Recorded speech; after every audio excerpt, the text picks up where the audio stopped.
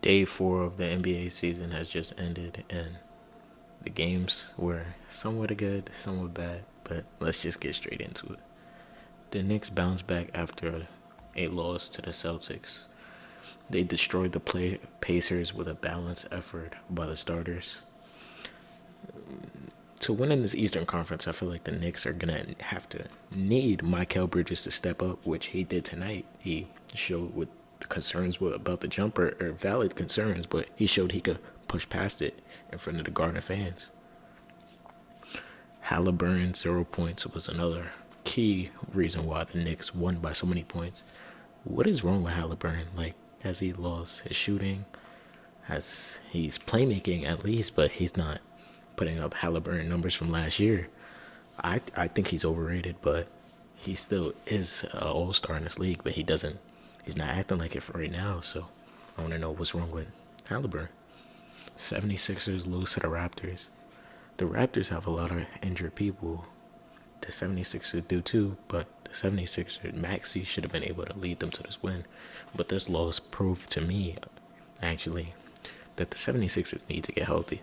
Without Paul George and Joel Embiid, the 76ers are going to go on a losing streak, because it showed Maxey cannot carry the way he did this year with the pieces around him. The 76ers are supposed to have hella depth, but it doesn't look like their depth is large enough to overcome these teams, because they should have beat this Raptors team. Scotty Barnes didn't even go off. Next game, the Magic beat the Nets. Franz Wagner steps up when Paolo playing bad. It's a good thing that Paolo doesn't have to step up, be a superstar every night. He can have an off night and they can still win. So that proves that Magic are deep. They're a deep team, and they still won by a lot of points. Even though it's the Nets, they're not going to be really good this season. But it's still good to see that your second best player can step up when you need him to. The Cavs beat the Pistons in a balanced effort by the starters. The Cavs, this can be their year if they can stay healthy. Evan Mobley and Jared Allen controlling the defensive end. Darius and Donovan controlling the scoring, with Karis LeVert coming off the bench. I feel like Donovan's playmaking has gotten a lot better since he got to Cleveland. Ever since Donovan got to Cleveland, I feel like he's been passing a lot more. He's been trusting his teammates a lot more, which makes the Cavs a better team. Cade Cunningham with 33 points was a key factor in this game too. It was close until the fourth quarter, basically. But Cade's gonna be an all-star this year. No, I just think that he's that good to be an all-star. But the other people on the Pistons have to step up if they want to be a better team from last year. Hawks beat the Hornets. I've watched this game full of Trae Young's foul baiting works. But Trae Young had 38 and 10. I can't talk bad about his performance. He led them to the win at the end of the day.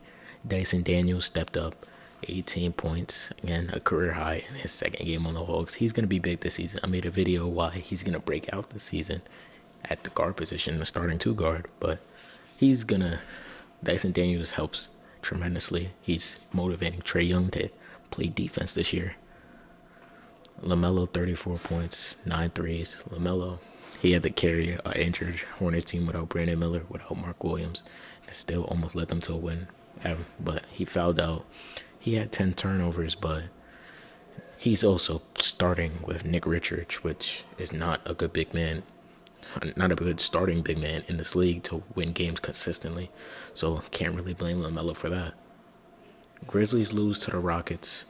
I noticed in this game the Grizzlies don't have the depth I feel like other contending teams have. Like when Ja Morant comes off the floor, it's a major dip off from when he's on the floor.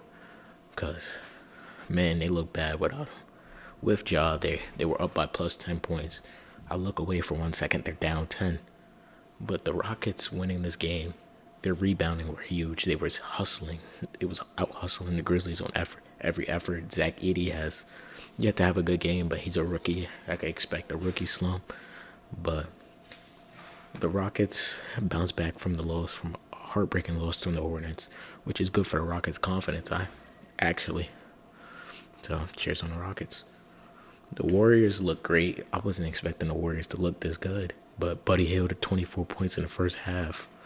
Is he the best pickup in the offseason so far?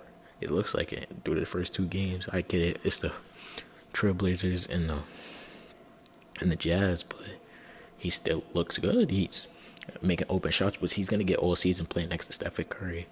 But it shows Stephen Curry doesn't have to drop 30 for them to win, which is a crazy improvement from last season, which they couldn't win games without Stephen Curry dropping 30. So maybe this might be the most balanced team they've ever had. They said that, but it looks true so far, so we can't really knock them. Austin Reeves, 25 and 8, AD back-to-back 30 points. Lakers come back down 20. This was really a Suns collapse at the end of the day. But the Lakers, they play good. They showed LeBron doesn't have to carry the load like he always has to do. AD showed why he's an MVP candidate and a Defensive Player of the Year candidate. He does what Anthony Davis is supposed to do. He led the team in scoring. He led the league he led the team in blocks.